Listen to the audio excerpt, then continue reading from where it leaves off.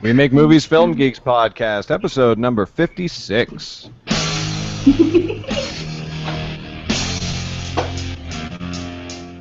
Welcome to the We Make Movies podcast, making the world a better place than was before at a time. And now, here are your hosts, otherwise known as the director, the actress, and who the hell is that guy? Chad, Michelle, and Garrett. Hello, everyone, and welcome to another We Make Movies, Film Geeks podcast, the podcast that's all about how to get your movie made, how to get it seen by other people, and how to get it awesome. I'm your host, Garrett Robinson. With me, as always, faithful co-hosts Chad Kukihiko, looking philosophical today, and Michelle Lucadou. We are all members of the We Make Movies filmmaking community in Los Angeles, and generally considered, according to most surveys and studies, what was the phrase? Cool cats. So welcome to this Sunday morning's live broadcast, everybody.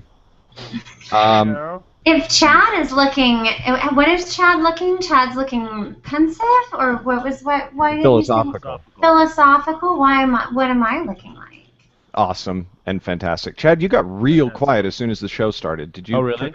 Yeah, did you turn down your microphone or something? I just switched to this. Is it not working well? No, he's just try turning the bottom volume knob up just ever so slightly. How's this? This good? Ah, so much sexier. Okay.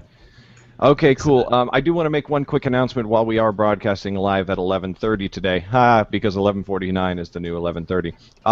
We are changing the general broadcast time of the show to, what did we say, 4 p.m.? 4 p.m. on Sundays. I should probably know this since I'm like technically the producer, but that only means that I sit here and run the hangout for no I'm not. It's not because I'm qualified. It's just because I am. Who the hell is that guy? But we do start, as always, with community news, and just a minute of self-deprecating banter that's completely pointless. Right? Okay, so we're going to start off with the community news, but first we are going to start asking for this until we have enough of them. We would love if you would go to iTunes and rate the show, because we don't have many ratings on the audio show, the broadcast through iTunes. And we're just we're evolving the show. We're going to start posting the audio in a different way, where we can actually monitor how many people are listening and how many subscribers we have. Blah blah blah blah.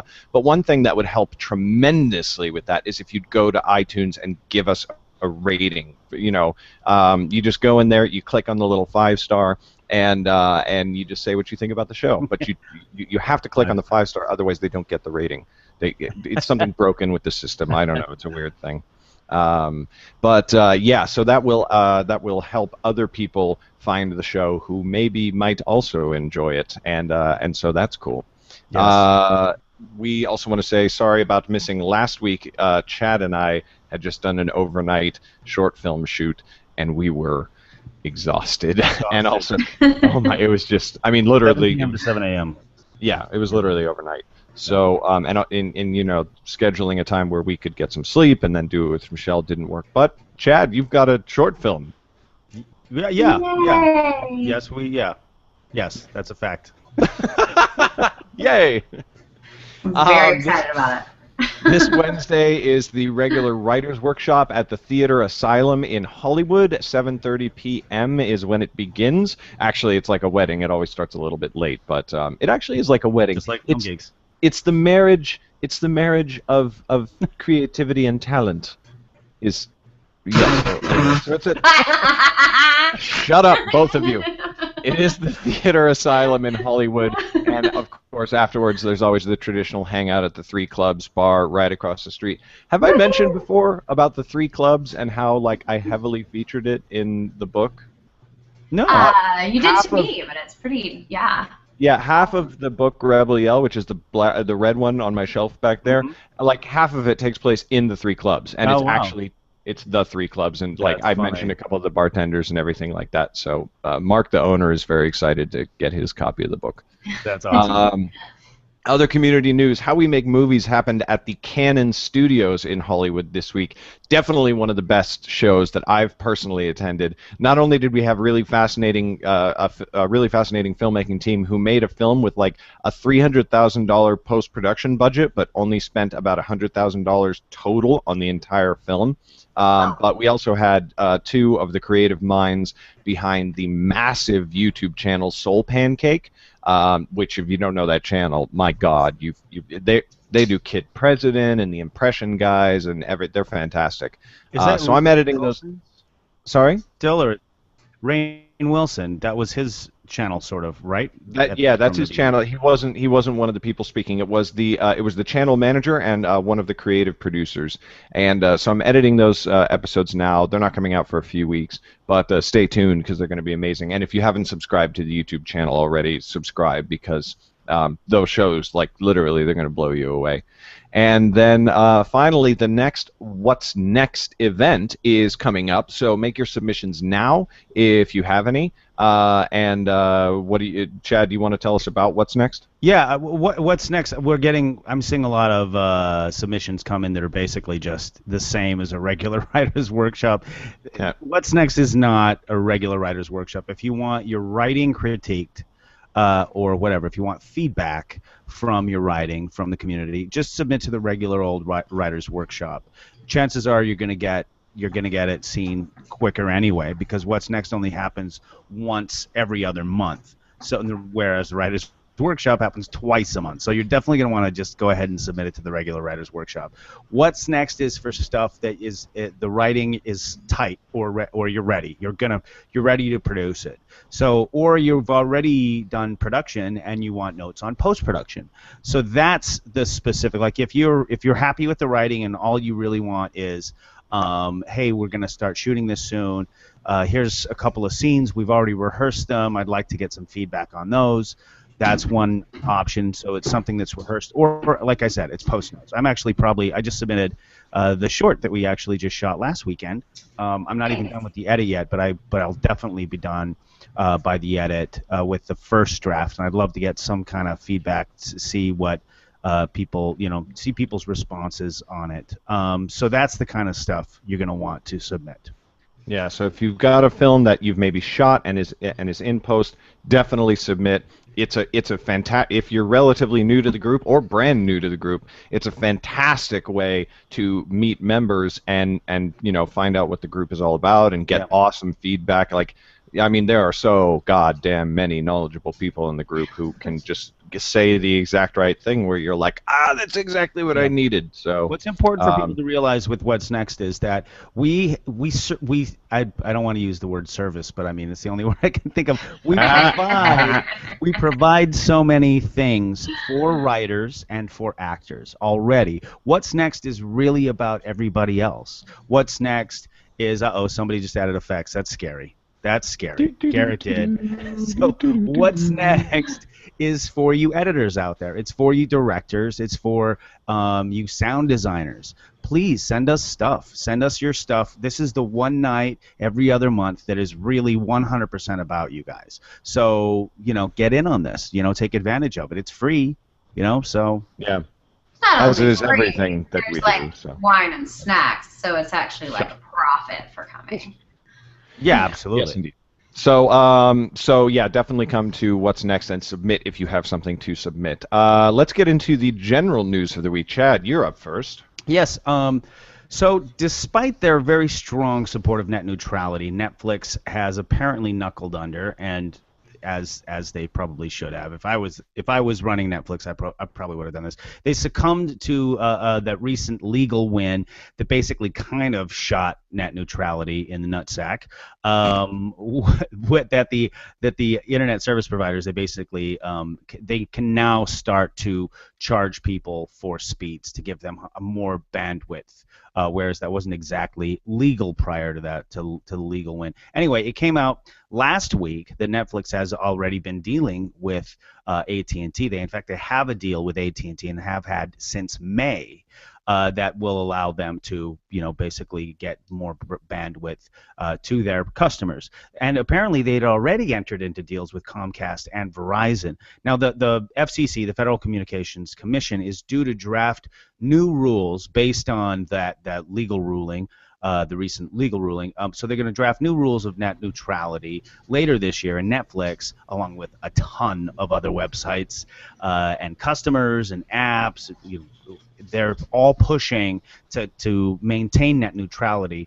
But these new rules are going to, basically try to. I don't know. Nobody really knows what they're going to do. I'm sure the good big scholars are. Netflix is pushing for to retain some neutrality and basically make it illegal for internet service providers to charge for bigger bandwidth, etc.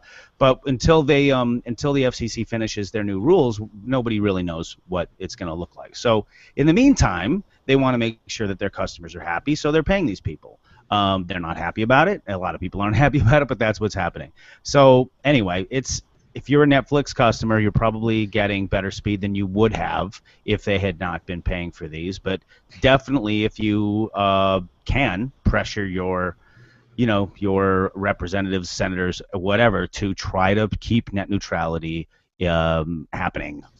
Yeah, if you spend 30 seconds on Google, there's all kinds of places where you can actually take action, talk to the FCC, let the government know, hey, screw you, this sucks, like, don't do this, you bastards. So please go do that, because it's important to all of us. It's kind of depressing to me, like, this whole thing is just like, are we, like, what's going on? I don't know. It's effed. Oh, sorry, I was just hearing Michelle's. Sorry, my dogs are hungry. I forgot to feed them, and they get real bitchy if I don't feed them. Carry on. Bitchy. It's a thing, because... actually, boys. You may want to balls. Yeah, feed them. Yeah, mute while I do my thing. Run and take care of them. So Guardians of the Galaxy happened this weekend. I have not seen it yet. To my eternal shame, I am the worst geek ever. I'm going to try and tonight. Huh? I got tickets tonight. You're a son of a at the ArcLight, right? Of course. Okay. Why would I go anywhere else? I'm gonna try. If I am productive enough today, I'm gonna try and convince my wife to let me go. So maybe I'll give you a ringy dingy. But it definitely cities though. Not Sorry? Hollywood. We're beach cities. We're a little closer to beach cities, so. Balls. Yeah. Fuck that. But it looks like they don't need our money or approval. The movie is 92% with critics and 96% with audiences on Rotten Tomatoes, Holy which is cow. like, wow. Holy shit. It's been a long time since I've seen a movie with that much like universal approval.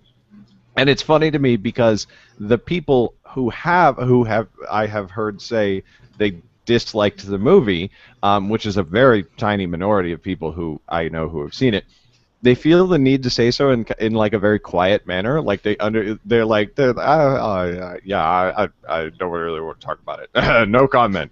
It's like it's like when people want to say that they didn't like The Fault in Our Stars, they have to do so very quietly because the entire internet will kill them. Because they know they're wrong. Exactly, right? Even Cracked.com, who notoriously like don't give a fuck about anything, they wrote a piece on Guardians of the Galaxy that was like, that was a dissenting opinion. But they wouldn't just come out and say this is dumb, this is stupid, this is bad. It just pointed out that none of us gave a shit about the comic 5 years ago, and now everybody's acting like it's all some big thing when we've literally never heard of it before. Anyway, it's fun seeing the reactions, and if 96% of people can be believed, then Guardians of the Galaxy is a must-watch. So I will try to remember to see it and report in on it next week. I can't believe that Armand White. I went to Rotten Tomatoes. I don't see Armand White on there at all. And Armand White, the biggest critical that on the face of the earth, yeah. And hasn't like, I'm curious about that. I'm gonna go back and look later and see if they've kind of scrubbed him from there, because he got, I don't know if you remember back I don't know how long ago, it was several months ago, he got booted out of the critics circle or whatever it is for being at the award show and talking smack about 12 Years a Slave. He was heckling 12 Years a Slave when the guy went to pick up his award. So he's been. So I wonder if that has. What a douchebag! Oh, dude's a straight douche. I bought ArmandWhiteIsADouchebag.com. In fact, I owned that URL for a full year before I added it to the list of sites I will never build.com, which I believe I. But I did build it. I just got rid of it. Yeah. Anyway, didn't mean to see the theater, but I'm seeing it tonight. I'm so psyched. 7:45, ArcLight Beach Cities. I would come, except I'm seeing Hair at the Hollywood Bowl tonight. Nice. Ooh, I'm fun. gonna see some dangle. Naked. I so I found this new. It's a new app, and it's called the Music Bed. And they just retooled it. It's been around, but they've just retooled it to be mutually beneficial for indie filmmakers and indie musicians. It's really cool. The licenses are reasonably priced. The music is good, and you find the right music really easily. Basically, you just go on. There's an app you can download to your phone or your iPad or whatever, and then you can search for music by category. I'm always looking for something that's sassy or patriotic or groovy or chill reggae, and you can literally enter chill reggae music, and it finds the music for you. It's really cool. They have the website, so you can actually license the music on the website, but you can find the music on your iOS app. And it's their entire music library accessible. So they just did a complete overhaul of their site 4 months ago, and then they just went through all of their music and categorized it. So it's awesome. Really cool. I mean, people are making money and just connecting people, and I'm literally always looking for music. So do they list it by beats per minute? I know that might sound silly, but I actually need that. I think you can search for that. I didn't see a list, a BPM thing, but I'm pretty sure that that's something you can search for. Because I do BPMs too, especially for something specific like choreography kind of thing. Well, ours was when we shot this film. I mean, mind you, I have a music supervisor, but I'd also like to do some of my own searches too, in case I stumble on something that I mean, if I can cut a better deal than he can, then why not? Why not do it? But we specifically. What's going on? Somebody having a? I think the dogs just started humping. Oh. I thought they'd gotten their little car and put the bass on. That's what it sounded like, little mini. Today is the most professional show that has ever professional. but the we had a little metronome going so that people, when they're moving in the background, they'll all be, in unison when we actually do put the music over it. What is so funny? Garrett is so amused by that. We were talking about that when we, me and Denny and some of the other crew, sitting just watching people dance to music that's not actually playing. It's just it's the funniest thing. Yeah. Have you heard about these Musicless dance clubs? No. Okay. No. Hold on. It's not actually Musicless. That's just what they call it. Basically, everybody walks in and gets a headset, and the headset is on Bluetooth. And everybody is listening to the same music at the same time and the same tempo, but it's not playing in the room. Why? So you walk in, and there's just 50 people just and you're just like, what the hell is happening? For people who are listening, Garrett just got up and shaked his booty. We saw Garrett and all of his pasty white booty. audio listeners, but some things can only be done visually. Shaking his sexy hips on the. Yes, you missed it. I want to remind people about comments. If you comment on the YouTube channel that we are streaming on right now, and by the way, if you don't know where that is, if you just happen to be watching this in a Facebook whatever link or whatever, if you're not there, you can just go to wemakemovies.org/Film Geeks, and it will take you there right now. If you are not watching this live, you'll know so because you're going to type in your comment, and then we're not going to answer. So that means it's too late. Your comment will not go back in time. But if you are watching this live, if it is Sunday morning, or rather Sunday right around noon, then you will probably comment, and we can show the thing. You can also hashtag WeMakeMovies, hashtag WeMakeMovies, and we'll see that and be able to respond. But it's definitely cooler if you do it on the YouTube channel, and we can see it, and we can show people your actual comment. And tell us what you think of Garrett's dancing.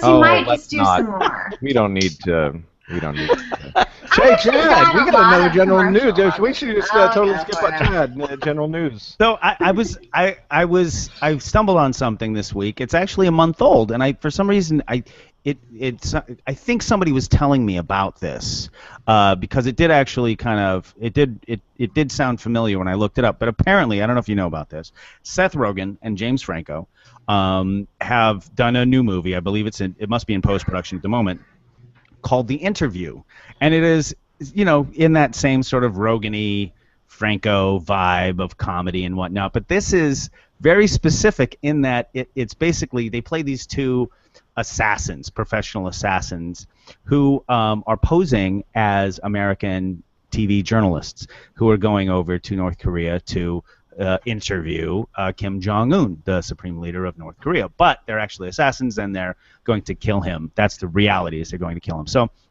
this film, previews are out for it. You can look it up. It's called The Interview. It looks pretty funny, actually. Kim Jong-un, the real Kim Jong-un, is not taking it so well. He has, Awesome. He apparently he's threatening merciless retaliation. Recently, he, through a spokesperson, published a statement about a month ago, and again, how we missed it until now, I'm a little shocked, but whatever. He had a spokesperson go on their KCNA news agency, which is the state-run news agency, and the full quote from his spokesman was this: "The act of making and screening such a movie that portrays an attack on our top leadership is a most wanton act of terror and act of war, and is absolutely intolerable." Now, I mean, on the one hand, we have to ask ourselves, is he serious, or is he not serious? I mean, is he just blustering? Yeah, he dropped a bomb on his uncle. I would think maybe there's some serious. I mean, I think it's hilarious, and I think that it's kind of hilarious now that it's not out. But I mean, what is he really willing to do if the movie does actually go out? Is he actually willing to attack the United States or attack South Korea? And if so, it's just attack Seth Rogen. Yeah, right, exactly. To hire assassins to go after Rogen and Franco. I don't know. Who knows? If he really is serious and he means to, is it actually irresponsible of Rogen and Franco to just go ahead and release it? I mean, I personally think they should absolutely release it. But yeah. I think it's definitely a fair question, and I'd love to hear if other people have any comments. If you guys have comments. Yeah, I think, well, it's hard to say for sure, but I think that it sounds more like blustering, because it seems like North Korea threatens to attack the U.S. every other day. You know, it's like they're kind of like, we will do the thing and look how big our dick is. Like it's just. It Sharks seems like with another one of those lasers on their heads. But it's like, I mean, when you've got the guy who works at your office and he's always talking about burning the building down or killing his boss, and then one day he actually does it, and you're like, oh, we were so irresponsible all this time. But it's like, so how seriously do you take things like that? Yeah. I mean, I'm sure at this juncture, some kind of national security an inquiry has been going on. Probably there's been some kind of advisement on, Rogen and Franco's part with the country. I mean, like, we see the tip of the iceberg. I'm sure it's taken care of and handled, and I mean, sure, I'd be interested in seeing it, but it also may just be some kind of ridiculous publicity stunt. I mean, I don't know. On his part? And I mean, maybe somebody's old buddies with some folks in North Korea. Oh, I don't know. I don't know. I really like this conspiracy theory idea, right? Well, needless to say, I don't think they'll be doing press tours in Korea. I think that is safe to say. Yeah. All right. Well, we can move on from that if we want to. I think I'll jump in. Old though, I tell you that. Speaking of international events, so Transformers 4, Age of Extinction, hit $1 billion globally this week, and Okay, so this is one of those things that, like, okay, everybody, I'm sorry, everyone in the whole world, but we can't have it both ways. And I know that it's not everyone in the whole world, but like, we can't complain about endless reboots and adaptations and whatnot, and then give $1 billion to Transformers. We cannot do both of those things. We cannot complain about the Hollywood machine and then continue to feed it to do exactly what it has always done over and over again. And at this point, there is no question that there will be another one, because it would be fiscally fucking irresponsible of them not to do another one. They are, excuse me, in possession of a franchise that, unlike, say, Harry Potter or Twilight, has no theoretical end. They don't ever have to stop making them because they run out of books. So they're going to make another one because they're making $1 billion with their film, and even if they spend $400-500 million to make one, which they didn't on this one, they're going to turn a really, really nice profit. So this makes me sad. Well, here's my question on that. Is that, like, I feel like it's the Americans that complain the loudest about the Hollywood machine. I'd be interested in knowing the breakdown as far as, because that's globally. So, I mean, I'm wondering. And honestly, it's a relatively small percentage of Americans, too, because, you know, we still gave it $250 million. So it's like, it's not like nobody in America went to see it. And I've been teaching classes at my high school, and, you know, the week before last, one kid was like, you know, on Tuesday, he was like, I saw Transformers last night. I'm like, ugh. He was like, yeah, it was so good. I was like, Flunk, you fail. You fail. Get out. Good day, sir. You lose. I said good day. How old is he, though? Oh, yeah. He was like 14. So, well, yeah. I mean, that's the. I mean, if you're 14 and they blow shit up and you see some hot tail, it doesn't matter. Anyway, it does make me sad, though, because I do, and, like, maybe this is just me being nostalgic and imagining something that wasn't there, but I do feel like we used to have big-ass blockbusters that were still really good, like Jurassic Park. You know, was a great movie. Now, albeit the sequels were pretty terrible, but like Transformers didn't even start off really good. I don't know if you saw a lot of movies back in the 80s, but there were some awful stinkers. No, I mean, that's true. There were some were there stinkers that like still made the money though? There were stinkers that made the money, and then they kind of hit a wall with Last Action Hero. You know what I mean? I mean that's kind of the difference is, and this is the main difference in my opinion, is we are no longer the preeminent country. There are other countries with a lot of money with developing economies that have the money to spend on this stuff. And Transformers, in my opinion, is not an American movie. Transformers is an opinion made for the world. Sure doesn't sound like it was written by an American. No, I mean, listen, if they only made the money that they made domestically, it would be a failure. Trust me. So it's not. That's the thing is that filmmakers are getting smart, and I don't listen. They didn't make the movie for me, but I'm not. You know, I'm not from these developing countries. They made the movie for these developing countries, and I think it's important for us as American filmmakers to realize that we're not it. We're not it. We're not the only thing out there. I'll get into Snowpiercer in a little bit, but I mean, really weird movie. Really weird movie. But I enjoyed it anyway. But we'll move on. I'll get back to that later in my main topic anywho. So soil porker. Sorry, I'm done. Dirt humper. Go ahead, Michelle. Go ahead. Dirt humper. I missed you guys. Brown boner. I'm done. I'm really done. I'm done. So speaking of bad movies, I saw Lucy. Yeah. I did too. I was so excited because I just like the concept. I like the concept. I like Morgan Freeman. You looked it up on Rotten Tomatoes before you went, right? No. Yeah, big mistake. I went the day it opened. I was that excited about it. Oh goodness.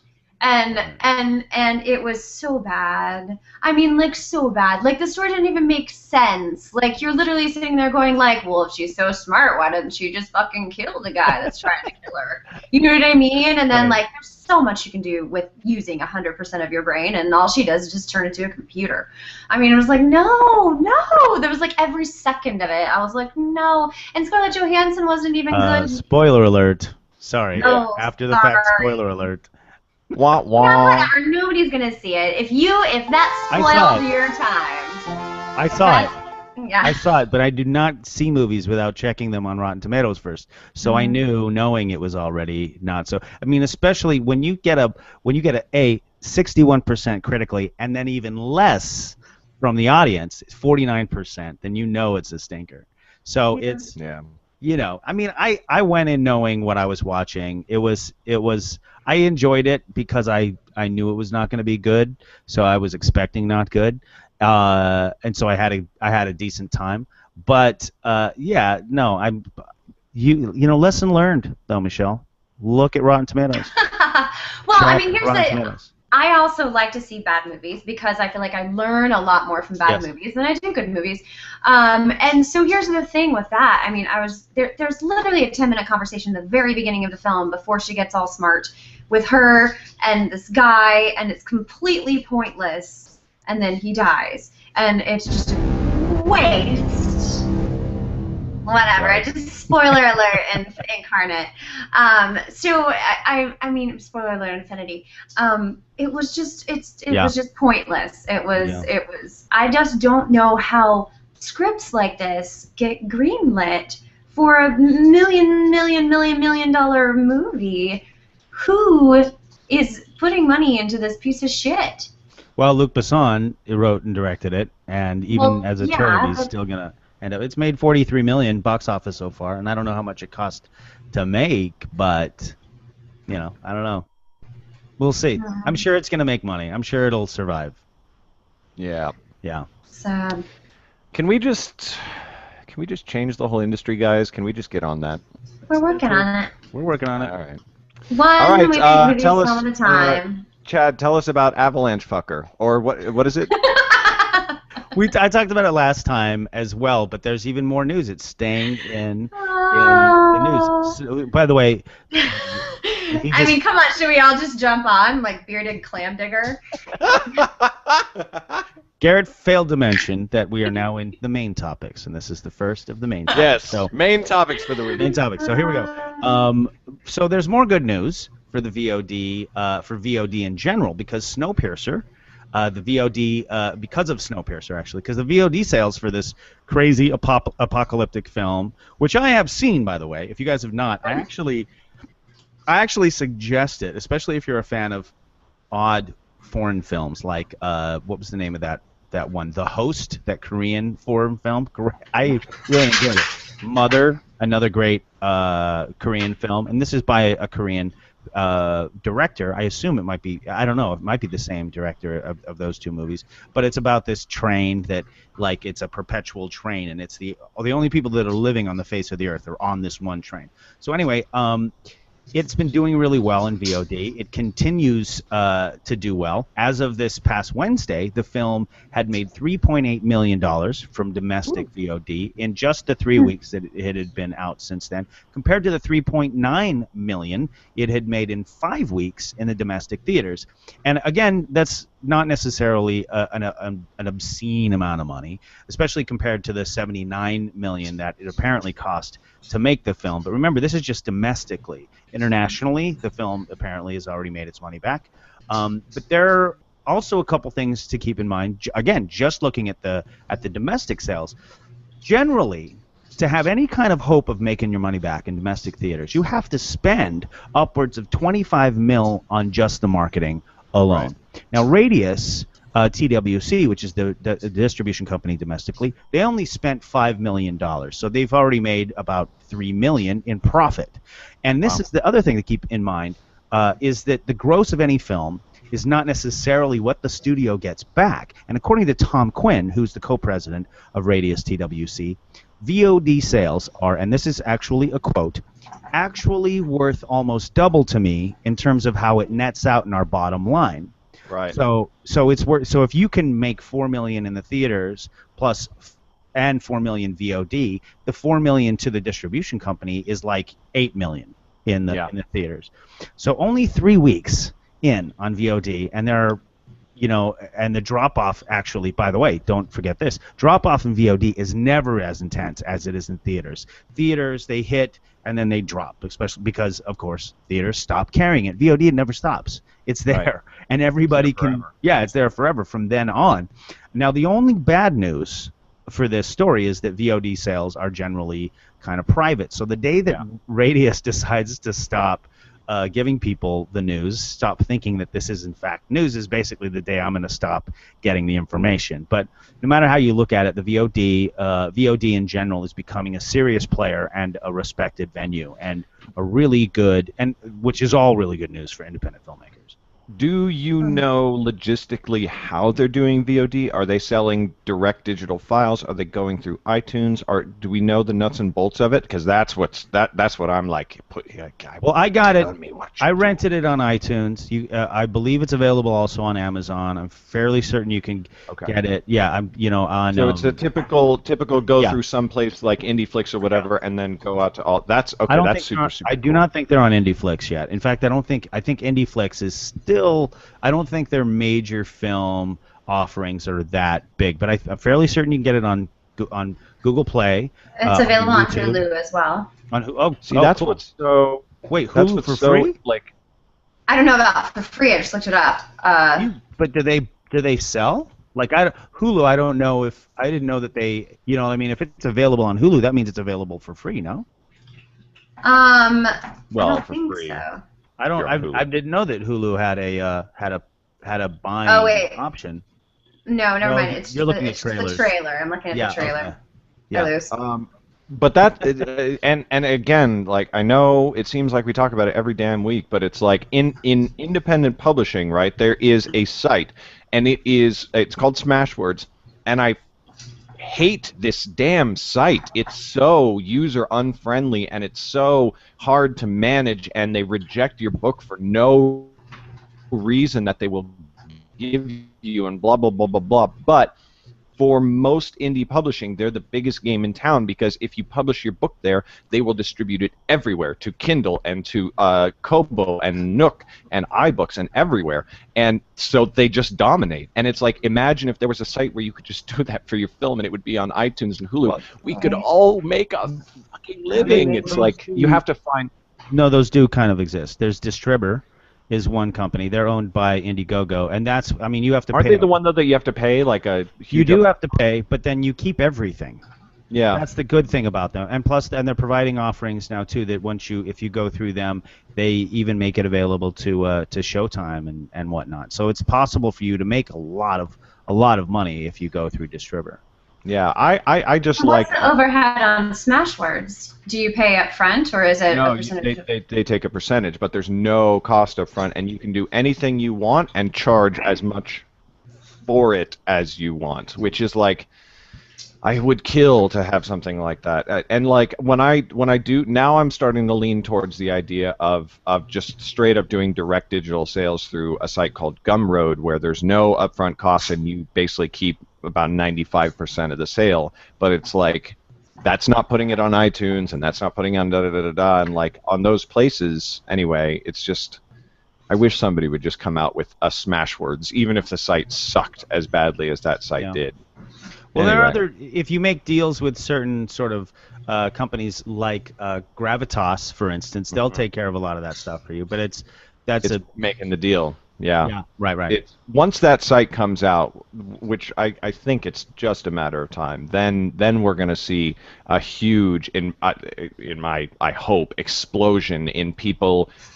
Just like more people are making a living writing books today than have ever done in human history, even though they're not all millionaires on the top of the New York Times bestseller. Like, I'm making a living writing books, and if as soon as that site comes out, we're going to see more people making a living making movies. That's and just genius, a ton of good stuff.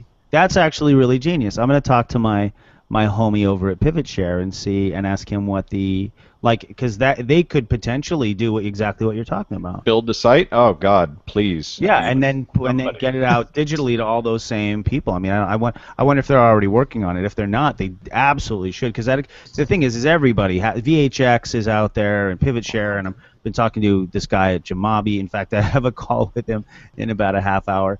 And so all of these things are out there competing with each other, and I haven't even Yekra. Yeah, there's at least half a dozen of these that I know of. They're all doing basically the same thing, and they're all kind of fighting over their territory, over what specific. That one thing could put somebody really, really over the edge. That's a great idea. That'd be huge, and they become the biggest aggregate. Like Smashwords, I mean, they don't make Amazon money, but they make a crap ton of money because just everybody goes and just puts their book up, and Smashwords is like 5%, but just every right. And that's what it's all about. I mean, getting an audience for a what do you call it, for a independent artist of any kind is key. But you know what it is for developers, for app developers and site developers and stuff like that?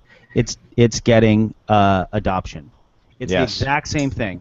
So if you get that kind of adoption, that is gold.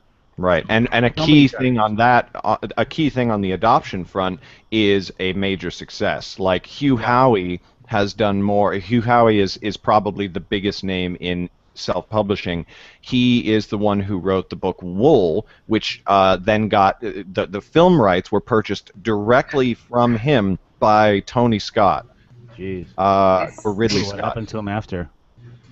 Tony's gone. No, by Ridley Scott. Whichever one. I actually forget which one. Ridley's alive. Tony's not. Tony killed Ridley's alive. Yeah, okay. So Ridley Scott bought the film rights for him for $1 million, and that's not as much money as he made on book sales. So he's huge, and once he came out and did that, like everybody was like, "You mean I can do that?" And of course, nobody has done that. Nobody else has been as successful as he is. But it's he did it through Smashwords? Yeah, I'm relatively sure that he did. He definitely uses Smashwords. But a lot of people, myself included, will publish through Smashwords and send it everywhere, but they say don't send it to Amazon because I want to publish directly to Amazon because they want more control and whatever. But yeah, so he was huge for that. And if you could have somebody who put out a feature film and made $100 million with it using Smash Films or whatever. That distributed to all these things, that's how they could get overnight adoption by virtually everybody and just dominate the market. Right. Anyway, so I'll jump into my topic if that's cool. Go. Yeah. All right. Do it. So I'm going to dish on a new standard I have for determining whether or not I want to see a movie. And this is, I have discovered that this is growing more and more universally sweeping for me, and therefore is probably of limited usefulness to anybody else, because anytime you make like a big, broad generality, there's a lot of people who are like, oh, but what about, and it's like, yeah, well, okay, fine. But it also plays into one of the We Make Movies group values, which, as everybody knows, we as a group, we do not have rules, we have values, and they keep us from being douchebags, right, Chad? That's right. And this value, in this case, is make it fun while you make it, and that is a big thing that we believe in. We try to always have really awesome sets and be really cool to each other. And so, if I see a film trailer, even if I don't think the movie, this show. So even if I don't think that a movie is necessarily going to be great, I'm often still really interested in seeing it if it looks like it was just totally, totally fun to make. And like This Is the End, that comedy movie with like all of the celebrities. Hilarious. I still haven't seen it. I really want to. I know. Oh, I know. So good. It's like largely completely improvised. But guys, I didn't see the second Captain America. I have priorities before. Dude, what is wrong with you? I know, dude. I know. You just lost your geek card. You know how many like hours of sleep I've had this week? I'm selling your children. This is not happening. So, and that's 10 On hours eBay. for the entire week. So anyway, and I'm sure it's not an example of fantastic filmmaking, and I'm sure that I will, after I see it, I will be like, oh, I really, really enjoyed it, but like there are other comedies that are maybe like more excellent in terms of comedy, but it looks like they had so much fun making that movie. That is the number one movie where I'm like, Yeah, totally. they probably had the most fun making that film out of like any film that I've seen in the last 5 years. And that's one thing about the Marvel movies is when you hear the directors and the actors and everything, they're just like, oh, dude, you put on the suit and it's just, oh my God, and da da da da da. Like they are having so much fun. And I don't get that from a lot of other films that I then am not super particularly interested in. Like, for example, I really just don't get the idea that Transformers was like a whole lot of fun to make. And Michael Bay, whenever I've seen him in interviews or heard what he had to say about like the filming process, he just seems to kind of first world problem the shit out of it. He talks about, problems that they had and things where like the people in Beijing didn't appreciate what they were doing and da da da da. The guy in Hong Kong tried to hit me with an air conditioning unit. Right. And now, I mean, that does kind of suck, but it's like, in general, I'm just like, dude, shut the fuck up and have fun making your movie. And it's not just because he's a jerk, according to rumor. Like, I've heard rumors that he is kind of a jerk and hard to work with on set. But that has nothing to do with it, because rumor has it that James Cameron is like an even bigger jerk. But when you hear him talking about Avatar, like, Jesus, I want to be that enthusiastic about everything every day of my life. He is so excited about the story, and we're all like, haha, Ferngully, haha, Pocahontas, da da da, and he's just like, dude, and then the flying blue Navi on the winged creatures, and I'm like, you are so into this right now, and I like that. It makes me love the film even while I can recognize the flaws in it, and I'm like, yeah, okay, but dude, look how excited he is about that. So, and he seems really excited about the new ones too. So, though I know it probably has limited usefulness to the general public of the world, make it fun while you make it is kind of like a new standard for whether I want to see a film or not. It's not the only determining factor, but it plays a really big role. It's not whether it's indie or not, or whether it's a franchise I like or not. It's whether I think the people who were in the film and made it come out of the experience going, oh, that was so totally awesome. Because I like that attitude. And I want to have that in my own career, and I think that it translates into film. And yeah, so just in terms of experience of what I want to go and see, that plays a huge role. Am I alone in that? Does that play a role? I don't understand how you gauge that. Yeah, and also there's go ahead. Well, I gauge it by, like, we are generally pretty well informed in the community. If I'm interested in a film, I'll try to watch some behind the scenes, or I'll catch an interview on some talk show or something like that, and I just try and gauge, like, do they look genuinely like, oh my God, or are they really just there doing the press jump? What about like faking, like lying? I mean, how could you? They're actors. I mean, you know what I'm saying? They might be like, yeah, but like, I mean, I don't know. Have you ever seen Robert Pattinson's interviews about Twilight? He hated those movies. Really? He hated being in those movies, and he does not care at all. He's like, yeah. So. Well, I mean, I think there's a modicum of fun that sometimes is taken out by overwhelming passion on a director or creator's part. I think, because like the more passionate you are about it, the more you want it to be perfect, you want it to be your vision, that kind of thing, which can then turn people into, I speak from experience, not me as a director, me as an actor working with some people who are very exacting on set and kind and very passionate, but it's not fun because you're scared, because like you want to do it exactly right, or you're going to be there until you do it exactly right, and even if it's 5 in the morning and you're golden overtime, and you know what I mean, like, So I get it, but I also get a passion about your project that can make it not necessarily like, let's go put on our jammies, Seth Rogen and James Franco, and run around and jump into holes and be ridiculous and smoke a lot of weed. Yeah. Anyway. I think nice tie back. That was a good callback. That was nice. I think that it's I don't know if I think that would, in terms of it, just from the point of view of we make movies and from the point of view of me personally, I think that that's a value that we value as a group, because we want to change not just movies but the ways they are made. And Right. I think I definitely think that that's a really cool thing for you to want as a viewer in general, but I don't know how easy it is to. It isn't. You're right. And that's the thing is, it's hard to tell. Like if somebody's like, "Oh, this is the greatest thing." I just remember back when Interview with the Vampire was coming out, and back in frickin' '95 or whatever, '94, and she was talking smack. The writer, she got caught talking smack, and then she had to buy a whole page out in the New York Times. Yeah. It was like kind of a mea culpa, but it was also like, no, this is actually a good film. And I was like, I don't know if I believe her now. You know the Percy Jackson films?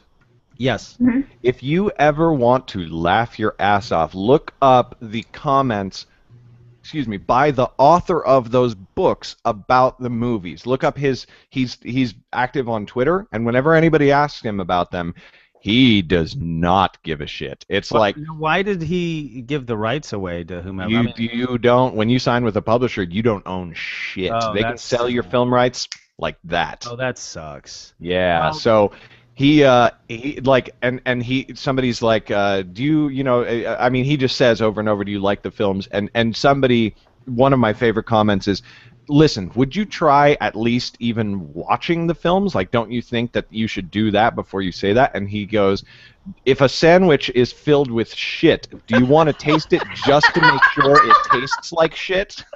Or can you look at it and go, nah, that I'm is fine. hilarious. Well, that's the best analogy I've heard all week. Yeah. So, I want to say one quick thing about Pattinson. Like, I've never seen any of the Twilight movies, so I don't think I've actually seen him in anything. But in this trailer to The Rover, I cannot wait to see The Rover. It looks so good. It's by the guy who directed The Kingdom, Animal Kingdom, I mean. And if you have not seen Animal Kingdom, you have to see it. It's so fucking good. And, Chad, can you say so good again like that? Good. So good. Yeah. That sounds sexy? Oh, sweet. The Rover looks so ridiculous. Chad get all red. all right, we've gone a little bit over time, so Michelle. My turn. Go. Okay, so the trailer is now out for Into the Woods, and for those of you who don't know me, I am a musical theater geek as well as a film geek, so I'm very excited about it. It looks amazeballs. Like, as a film, it looks amazeballs. It's one of my favorite musicals of all time. It is Sondheim's masterpiece in my mind. Oh, sorry, that was supposed to be. I'm sorry. Yeah. So here's what's interesting. It doesn't look like a movie musical from the trailer. No one is singing. It has like an underscoring that is the music from the musical.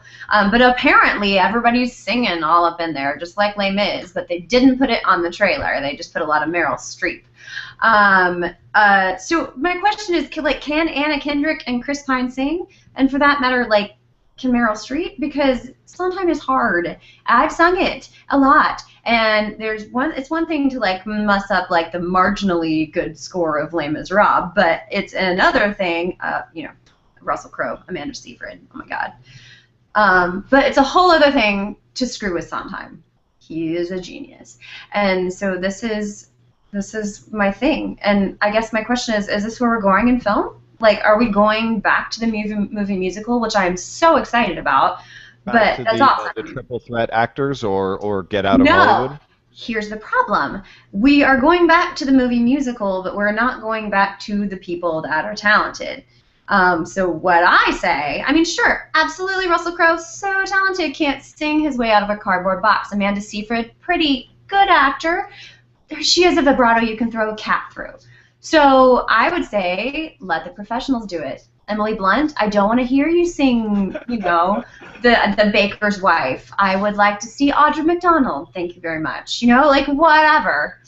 Anyway, those are my thoughts. But I'm curious. Do you guys think that as we move into the movie musical, which interestingly enough, that ties into my things to know, as movie musicals become more popular, do you think that our stars are going to change, or are we just going to overlook the fact that these people only have one of the 3 talents that are needed to do these things?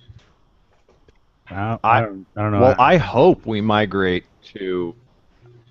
I think we'd naturally have to, and not naturally have to, but I think we naturally would because lower budget films or independent films or whatever would be like, well, we can't really do like let's just save a lot of money on the post-production budget and the syncing and the ADR and whatever, and let's just hire people who can just do it, like only pay one salary, only da da da da. So I would hope that we would. But it remains. But it's not going to show up in the box office. Like people like, ooh, Meryl Streep's going to sing. Let's go see. As opposed to like, wow, you don't know this person. So I mean, it's. I think generally when people are talking about what we're talking about, like, is Hollywood going to do X or Y, that we're talking about that one section. And I tend to believe that one section is going to go as much as humanly possible in all cases towards Transformers. I think that should be one of the laws of thermodynamics. Everything is eventually Transformers. It turns into no, but I honestly believe that money, people who want the big money, is always going to go that way. But the good news is that we are developing more and more strong niches, and I think that if people who really care about the singing, develop their own, audience, then that audience would be I would think, very vibrant, and it wouldn't cost as much money to pull it off, Yeah. That's my point. That's true. Right. I mean, a musical is really expensive. Yeah, can be, but I mean, I think that's the thing is you can. There's a variety of different ways of getting around that, and people are willing to overlook certain production values if you can bring other things that the big guys just don't have the balls to, Yeah. Anyway, casting. Well, let's get into I think I have a delay. Sorry, guys, but let's get into things to know and then bail before my terrible timing ruins everything. Not a problem. I give a kind of reserved, what's the word? Shout out. Well, the thing is it's a hard topic because the lead is no longer with us, Philip Seymour Hoffman. But there's a film called The Most Wanted Man that I saw this week, and the critical reviews on and by the way, just to back up, The Rover is not doing well on Rotten Tomatoes. I just looked it up after I talked about it, so I don't know what that's about. It sounds like it's kind of all over the place. Yeah. I'll still see it and see. I'm still interested because it looks anyway. But I'll let you know how that is. But A Most Wanted Man, Philip Seymour Hoffman, fantastic in the film. I just don't think the film overall is that. It doesn't. I don't really care that much. And there's a variety of different reasons why that might be the case. You'll have to see the film to know what I mean, but the critics loved it, and obviously I'm sure part of it was that, that Philip Seymour Hoffman's not with us anymore. They gave it 90%. The audience is giving it 73%. Does not seem to be doing all that well. I think if you want to see Philip Seymour Hoffman's last work, you should definitely see it. He's fantastic, and if you like really good acting, there's no bad acting in this film. It's just all really good acting. Goes from really good acting to phenomenal acting, and Philip Seymour Hoffman's fantastic. It's just that the writing, etc., while not bad per se, it's just a little, it's no Michael Clayton. It tends to make you think that's what it is, but it's not. It's anyway. A reserved go see it. Cool. Yeah. All right. My shout out is a new book by two of my very good friends, which came out recently. I also happen to have designed the print editions of the book. It's called The Dream Engine. I am midway through my second reading of it right now. I don't get any money from sales of the book. This is not like a self plug. I just happen to think it's really gorgeous. Pretty. It would make me very happy if more people discovered these guys. They're really, really good. This is their first hardcover ever, and they basically shit their pants when they got it in the mail. So it's so pretty, and it's a really, really good book. All right. It's alternate history, steampunk, metaphysical. But without any of the pretentiousness that you would expect from that. It just happens to exist in this really awesome steampunk world and has a lot of about dreams and reality and everything, but not what are dreams and reality? It's no, dreams are invading reality and then they have to blow up the thing. So it's really awesome. It just anyway, so I would recommend it, The Dream Engine. Check it out. Cool. My thing to know is that I am going away. I am leaving Friday. I know. I will be in Kenya working with some kids. Sorry. I'm done. I'm working with some kids from the Kibera slum. You're cut off, Garrett. No more. I am? Oh, Garrett got cut off. Oh, damn. Whatever. I'm going away, and I'll miss you guys. We'll miss you too. How long are you going to be gone for, so our audience knows how long to not listen to us anymore and then come back? Yeah, that's true. For those of my Film Geek fans, I will be back on August 30th. Hopefully, if I don't get Ebola or blown up. So we'll see. And don't do either one of those, please. I know they don't sound fun. No. And that other guy, what's the name of that terrorist organization that's stealing all the women and girls in Nigeria? No, I forget. There's that. I will not be in Nigeria. Boko Haram or something. Yeah. Yes. Well, take care of yourself down there, Yes. and seriously, I'm not even particularly of the faith, but doing God's work down there, woman, Jesus Christ, that's amazing. So, in fact, precisely. Yeah. So major props for that. And with that, we will kill this episode of the We Make Movies Film Geeks podcast. Thank you for the couple of people that tuned in live. Always a pleasure to have you around. I am Garrett Robinson. You can find me at garrettbrobinson.com. Chad can be found at superfreako.com, and you can find Michelle on Twitter at mlucadoo.